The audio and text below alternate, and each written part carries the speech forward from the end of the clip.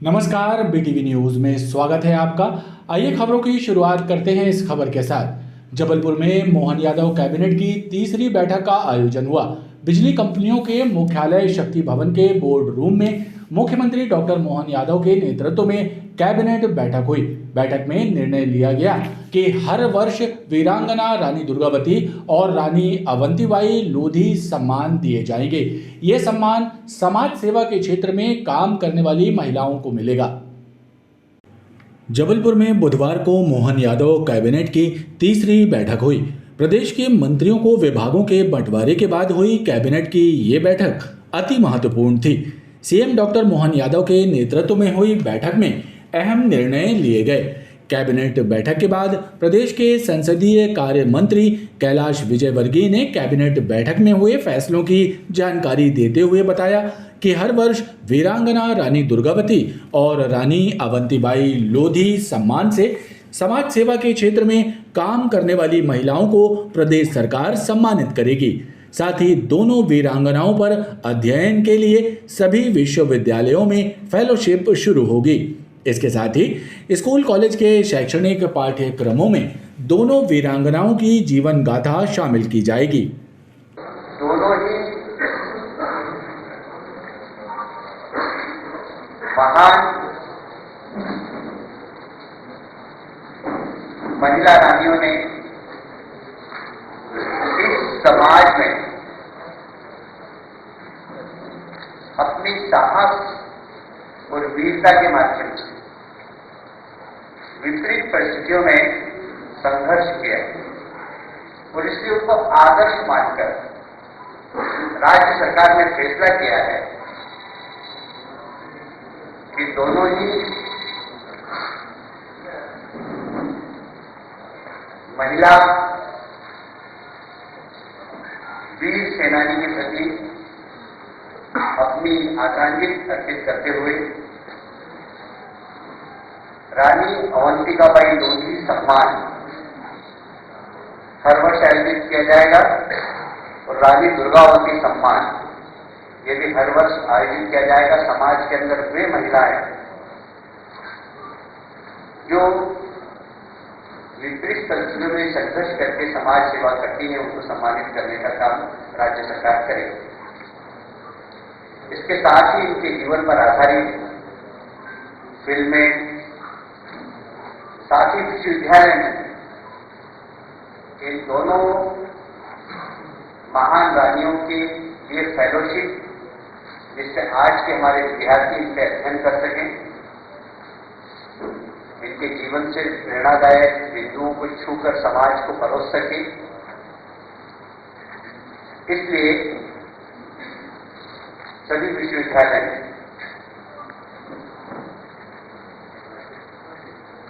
विद्यालय और महाविद्यालय पाठ्यक्रम में इनकी जीवन की प्रेरणादायक विषय भी समाहित किया जाएगा। कैबिनेट बैठक में रानी दुर्गावती श्री अन्न मिलेट्स प्रोत्साहन योजना शुरू करने का निर्णय लिया गया है। प्रदेश के जो किसान मिलेट्स यानी मोटे अनाज का उत्पादन करेंगे उनको प्रति किलो 10 रुपये प्रोत्साहन राशि दी जाएगी और ये राशि सीधे उनके खातों में जाएगी। इसका उद्देश्य मोटे अनाज के प्रति लोगों में रुचि पैदा करना है। एक और महत्वपूर्ण योजना आप सभी जानते हैं, हमारे देश के प्रधानमंत्री के आग्रह पर पिछला वर्ष सारी दुनिया ने मिलेट्स वर्ष के रूप में मनाया और हमारे यहाँ के मिलेट्स को सारी दुनिया में प्रचारित करने का काम हमारे लोकप्रिय प्रधानमंत्री माननीय नरेंद्र मोदी जी ने किया है। मिलेट्स को श्री अन्न की नाम से माननीय प्रधानमंत्री जी ने इसको प्रचारित किया है और इसके लिए भी एक महत्वपूर्ण योजना रानी दुर्गावती श्री अन्न प्रोत्साहन योजना, ये बहुत महत्वपूर्ण योजना है। इसमें हम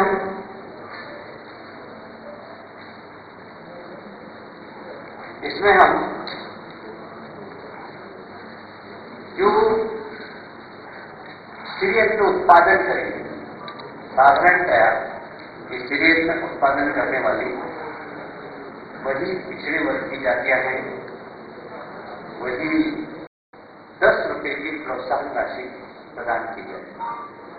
ये उनके खाते में सीधी जमा कर दी जाएगी। कैबिनेट बैठक में अन्य फैसले भी लिए गए, जिसमें तेंदुपत्ता पर प्रति मानक बोरा 4,000 रुपए दिए जाएंगे। ये राशि पहले 3,000 रुपए प्रति मानक बोरा थी। कैबिनेट ने 32,000 करोड़ की सिंचाई परियोजनाओं को भी अनुमति प्रदान की है। वहीं 4,500 करोड़ रुपए की लागत से सड़कें बनाने का निर्णय बैठक में लिया गया है। इसके साथ ही ग्वालियर व्यापार मेले में ऑटोमोबाइल्स बिक्री सेल्स में 50% छूट देने का निर्णय मोहन कैबिनेट में लिया गया है। हमारे आदिवासी भाई जो तेंदुपत्ता तोड़ते हैं, उन तेंदुपत्ता तोड़ने वाले हमारे आदिवासी भाइयों को प्रति मानक बोरा, जैसा कि हमने 2023 के संकल्प पत्र में घोषणा की थी, 4,000 रुपये प्रति बोरा के हिसाब से आज कैबिनेट में निर्णय लिया गया है। मैं आपको स्मरण करना चाहता हूं कि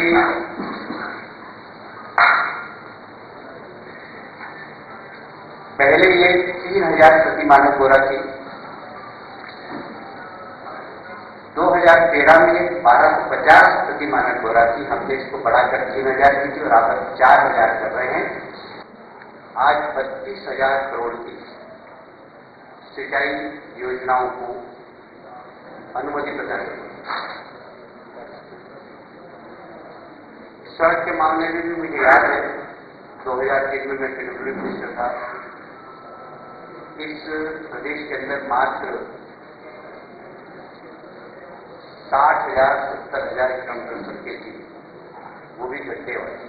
सिर्फ मध्य प्रदेश में एक देवास बाईपास था, इसमें एक गड्ढा नहीं था, और सारी सड़कें गड्ढे वाली। आज की तारीख में हमारे पास 5,11,000 किलोमीटर सड़कें हैं, जिसमें कि अधिकांश में गड्ढे नहीं थे। ये बहुत बड़ी सड़क की क्रांति भारतीय जनता पार्टी की सरकार ने पिछले 20 वर्षों में की। इसको और आगे बढ़ाते हुए मध्य प्रदेश की डबल इंजन की सरकार, केंद्र सरकार के सहयोग से लगभग 4,500 करोड़ की सड़कें और बनाने का निर्णय आज की मंत्रिमंडल की बैठक में लिया गया है। मुख्यमंत्री डॉक्टर मोहन यादव कैबिनेट की ये तीसरी बैठक थी। पहली और दूसरी बैठक राजधानी भोपाल में आयोजित हुई थी। मध्य प्रदेश मंत्रिमंडल की अगली बैठक 14 जनवरी को मकर संक्रांति के मौके पर बाबा महाकाल की नगरी उज्जैन में होने वाली है। प्रदेश के मुखिया डॉक्टर मोहन यादव ने गैरिसन ग्राउंड में विशाल जन समुदाय को संबोधित करते हुए कहा कि मां नर्मदा के सभी 17 घाटों को अयोध्या और हरिद्वार के घाटों की तर्ज पर विकसित किया जाएगा। 409 करोड़ रुपयों के विकास कार्यों का भूमि पूजन करते हुए मुख्यमंत्री ने कहा, जबलपुर के विकास में कोई कसर नहीं रखी जाएगी। कैबिनेट बैठक के लिए जबलपुर पहुंचे प्रदेश के मुखिया डॉक्टर मोहन यादव जन दर्शन यात्रा के रूप में गैरिसन ग्राउंड पहुंचे, जहां कैबिनेट मंत्री राकेश सिंह एवं भाजपा प्रदेश अध्यक्ष वीडी शर्मा उनके साथ रहे।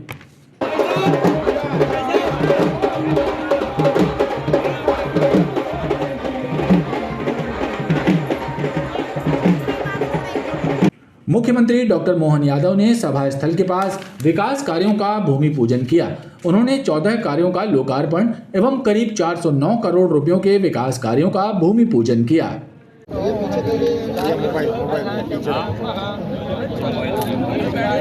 पीछे कर करो।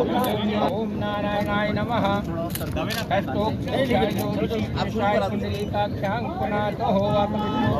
मुख्यमंत्री डॉक्टर मोहन यादव ने कहा कि मां नर्मदा के घाटों को अयोध्या और हरिद्वार की तर्ज पर विकसित किया जाएगा। रानी दुर्गावती और रानी अवंतीबाई को पाठ्यक्रमों में शामिल कर नई पीढ़ी को उनकी शौर्य गाथा से अवगत कराया जाएगा। फिर एक बार आप जोरदार ताली बजाएं मोदी जी के लिए। पिछले समय में 100 करोड़ से ज्यादा लागत के रानी दुर्गावती स्मारक का उनने भूमि पूजन किया था। वो पूरा प्रोजेक्ट तो हम करेंगे ही करेंगे, लेकिन आपको आश्वस्त करना चाहता हूँ, नई शिक्षा नीति में उस बात को भी हम रेखांकित करेंगे जिसमें रानी दुर्गावती, रानी अवंतीबाई और ऐसे सभी गौरवशाली जो महापुरुष हैं या रानियां हैं, उन सबको हम स्थान देने वाले हैं। डॉक्टर मोहन यादव ने गैरिसन ग्राउंड में मौजूद विशाल जन समुदाय को संबोधित करते हुए कहा कि पूरे महाकौशल का समुचित विकास कराया जाएगा।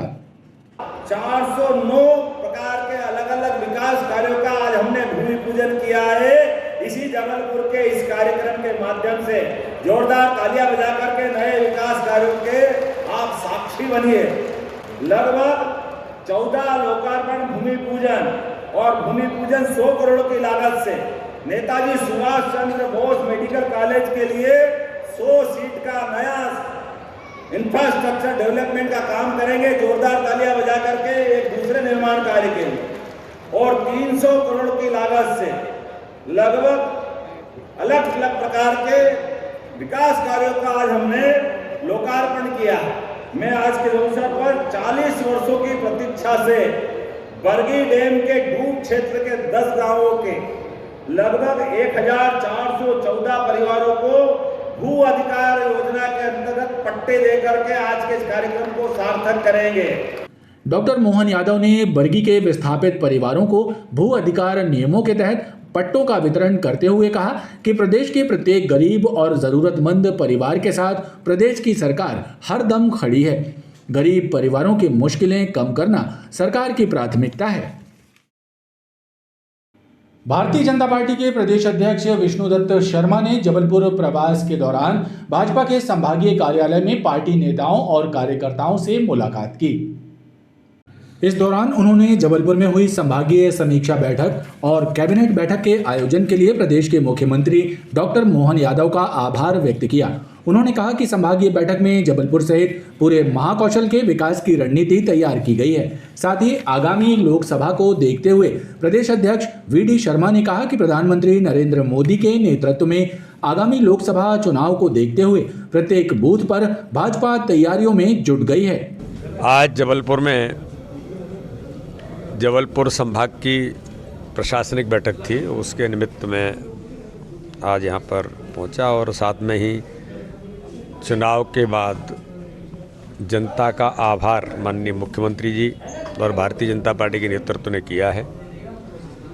आगामी आने वाले 2024 के चुनाव की तैयारी की दृष्टि से पूरी भारतीय जनता पार्टी माननीय प्रधानमंत्री मोदी जी के नेतृत्व में पुनः प्रधानमंत्री बने, तो इसके लिए व्यापक तैयारी प्रत्येक बूथ पर मजबूती के साथ हम जुट गए हैं। मैं माननीय मुख्यमंत्री जी का बहुत हृदय से आभार व्यक्त करता हूं कि उन्होंने पहली कैबिनेट की बैठक जबलपुर के अंदर की महाकौशल के क्षेत्र के विकास के लिए, उन्होंने बुंदेलखंड और विंध्य को लेकर के भी औद्योगिकीकरण की जो उन्होंने बात कही है, तो ये भारतीय जनता पार्टी का एक विजनरी नेतृत्व है जो माननीय प्रधानमंत्री मोदी जी के नेतृत्व में लगातार हर क्षेत्र के विकास के लिए कोई कोना ऐसा नहीं बचेगा जहां का प्रतिनिधित्व और विकास उस क्षेत्र में न हो। इसलिए भारतीय जनता पार्टी स्वर्णिम मध्य प्रदेश बनाने को लेकर के संकल्पित है और आज हमारी कैबिनेट ने कई महत्वपूर्ण निर्णय, कई सौगातें महाकौशल के क्षेत्र को दी हैं। इसलिए मैं सरकार का माननीय मुख्यमंत्री जी का पुनः एक बार हृदय से आभार व्यक्त करता हूँ।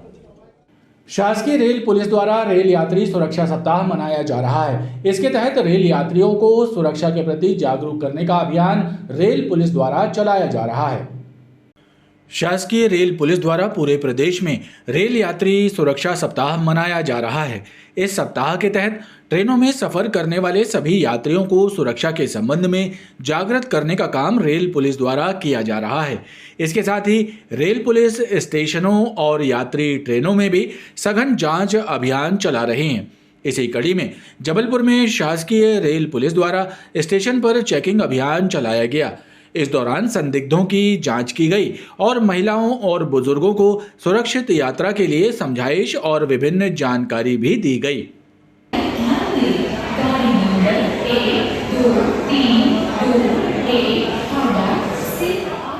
शिवा रेल पुलिस की तरफ से रेल यात्री सुरक्षा सप्ताह मनाया जा रहा है। एक सप्ताह तक ये अभियान चलेगा, जिसमें यात्रियों को उनको सामान की सुरक्षा, उनकी सुरक्षा और अकेली महिला यात्री कर रही हो, बुजुर्ग लोग जो यात्रा कर रहे हैं, उन सबको हम लोग विशेष तौर पे ध्यान दे रहे हैं। उनको समझाइश भी दे रहे हैं कि यात्रा के दौरान कोई भी अगर दिक्कत परेशानी आती है तो जीआरपी हेल्प के तहत वो कॉल करके और पुलिस की सहायता ले सकते हैं।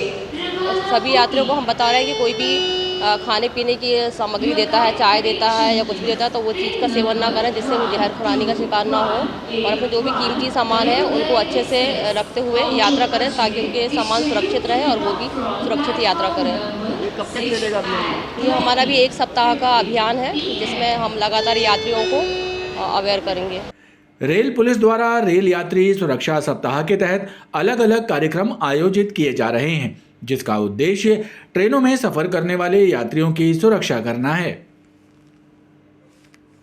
माणोताल में चाकूबाजी के मामले में फरार एक आरोपी को पुलिस ने गिरफ्तार किया है। उससे पुलिस ने फायर आर्म्स भी बरामद किया है। पकड़े गए आरोपी और उसके साथियों ने बीते दिनों माणोताल क्षेत्र में 2 युवकों पर चाकू से हमला किया था। इस वारदात के दौरान हवाई फायर होने की बात भी सामने आई थी। पुलिस ने प्रकरण में धारा 307 सहित अन्य धाराओं के तहत प्रकरण दर्ज किया था।